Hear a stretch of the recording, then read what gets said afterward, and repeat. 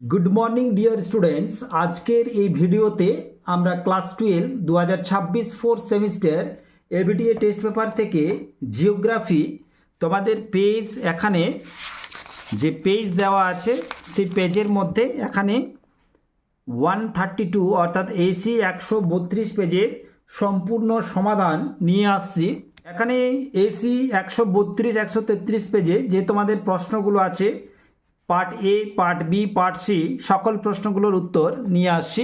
তো at first দেখে নাও যে প্রশ্নটা দেওয়া আছে, হিম প্রাচীর বা কোল্ড ওয়াল কিভাবে সৃষ্টি হয়। না, হিমবাহ দীর্ঘদিন উপত্যকার পার্শ্বদেশে অবস্থান করে প্রবল ক্ষয় ঘটালে উপত্যকার দুপাশে খাড়া ও উঁচু প্রাচীরের মতো অংশ গড়ে ওঠে, একে হিম প্রাচীর বলে। প্লায়া কি এবং কিভাবে গড়ে ওঠে।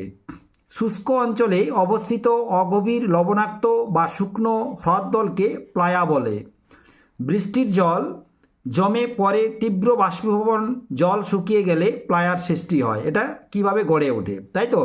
3 নম্বর প্রশ্ন দেওয়া আছে, পশ্চিমী ঝঞ্ঝা কাকে বলে। উপক্রান্তীয় উচ্চচাপ বলয় থেকে উপমেরু নিম্নচাপ বলয়ের দিকে পশ্চিম দিক থেকে পূর্ব দিকে প্রবাহিত বায়ুকে পশ্চিমী ঝঞ্ঝা বলে। বৃত্তচাপীয় দ্বীপমালা কাকে বলে। না, সমুদ্রে আগ্নেয়গিরির উদগীরণ বা প্রবাল গঠনের ফলে বৃত্তাকারে সাজানো দ্বীপগুলোর সমষ্টিকে বৃত্তচাপীয় দ্বীপমালা বলে। এইভাবে যদি তোমরা উত্তরটা লেখো তাহলে পুরো নম্বর পাওয়ার সম্ভাবনা খুব বেশি। এরপর পার্ট বি, জনসংখ্যা বৃদ্ধি সম্পর্কিত ম্যালথুসিয়ান তত্ত্বটি ব্যাখ্যা করো। ম্যালথুসের মতে জনসংখ্যা জ্যামিতিক হারে বৃদ্ধি পায়, কিন্তু খাদ্য উৎপাদন গাণিতিক হারে বৃদ্ধি পায়, ফলে খাদ্যাভাব ও সামাজিক সমস্যা দেখা যায়।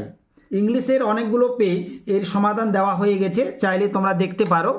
তো এখন আমরা করছি জনসংখ্যা নিয়ন্ত্রণে নীতি ও পরিকল্পনার প্রয়োজন কেন। অতিরিক্ত জনসংখ্যা খাদ্য, শিক্ষা, স্বাস্থ্য ও কর্মসংস্থানের উপর চাপ সৃষ্টি করে, তাই জীবনমান উন্নয়নের জন্য পরিকল্পনা প্রয়োজন। মানব উন্নয়নে কল্যাণমূলক দৃষ্টিভঙ্গি ব্যাখ্যা করো।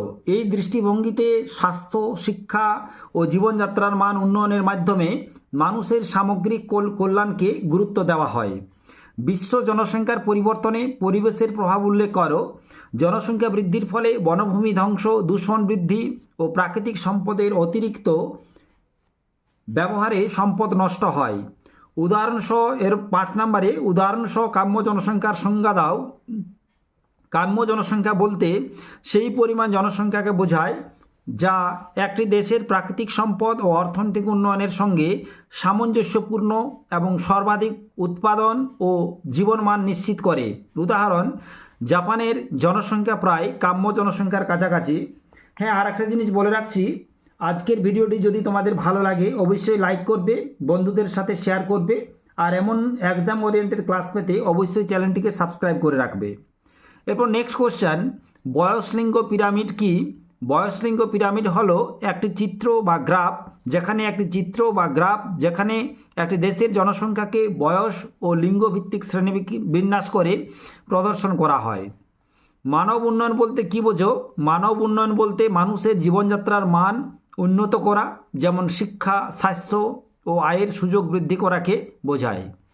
নেক্সট কোশ্চেন 5 নম্বরের যে লাস্ট কোশ্চেনটা দেওয়া আছে, কর্মক্ষমতার সমতা বলতে কী বোঝো। কর্মক্ষমতার সমতা বলতে নারী পুরুষ উভয়ের জন্য সমান কাজের সুযোগ, সমান মজুরি ও সমান অধিকারকে বোঝায়। নেক্সট 6 নম্বরের ফার্স্ট যে প্রশ্নটা দেওয়া আছে, ভারতে খাদ্য প্রক্রিয়াকরণ শিল্পের উন্নতির কারণ উল্লেখ করো।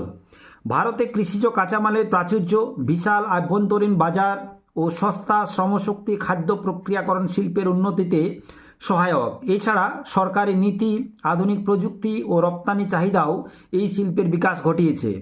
পশ্চিম ভারতে পেট্রোরসায়ন শিল্পের উন্নতির কারণগুলি বর্ণনা করো।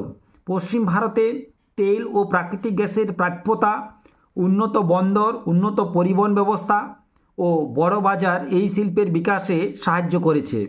পাশাপাশি দক্ষ শ্রমশক্তি ও পুঁজির সহজলভ্যতাও গুরুত্বপূর্ণ কারণ। গঙ্গা নদী দূষণের প্রধান 3টি কারণ উল্লেখ করো। শিল্প কারখানার অপরিশোধিত বর্জ্য নদীতে নিক্ষেপ, শহরের নিকাশি ও পয় বর্জ্য সরাসরি নদীতে ফেলা, ধর্মীয় আচার অনুষ্ঠান ও মৃতদেহ বা দেহাবশেষ নদীতে বিসর্জন। 4 নম্বরে জঙ্গলমহলে ভূমির অবনমনের কারণ উল্লেখ করো। জঙ্গলমহলে অতিরিক্ত খনন কার্য, বনভূমি ধ্বংস ও অপরিকল্পিত কৃষিকাজের ফলে ভূমির অবনমন ঘটে। এছাড়া ভারী বৃষ্টিপাতজনিত মাটি ক্ষয় ও ভূমি অবনতির অন্যতম কারণ। এরপর 7 নম্বরের যে প্রশ্নগুলো দেওয়া আছে, অ্যাট ফার্স্ট দুর্গাপুরকে ভারতের রূঢ় বলা হয় কেন? 2 নম্বরের প্রশ্ন, দুর্গাপুরে ইস্পাত কারখানা, তাপবিদ্যুৎ কেন্দ্র, ভারী প্রকৌশল ও রাসায়নিক শিল্পের ব্যাপক বিকাশ ঘটেছে। এই কারণে শিল্পঘন এই অঞ্চলকে জার্মানির রূঢ় শিল্পাঞ্চলের সঙ্গে তুলনা করে ভারতের রূঢ় বলা হয়।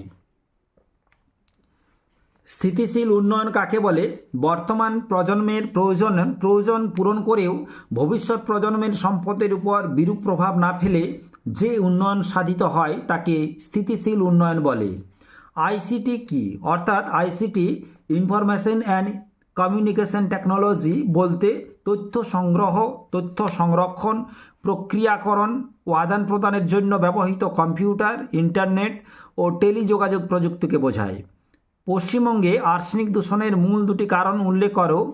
2টি কারণ দেওয়া আছে, ভূগর্ভস্থ জলে স্বাভাবিকভাবে আর্সেনিকের উপস্থিতি আর অতিরিক্ত ভূগর্ভস্থ জল উত্তোলনের ফলে আর্সেনিকের ঘনত্ব বৃদ্ধি। আরেকবার বলছি, আজকের ভিডিওটি যদি ভালো লাগে অবশ্যই লাইক করবে এবং বন্ধুদের সাথে শেয়ার করবে। আর এমন এক্সাম ওরিয়েন্টেড ক্লাস পেতে অবশ্যই এই চ্যানেলটিকে সাবস্ক্রাইব করে রাখবে।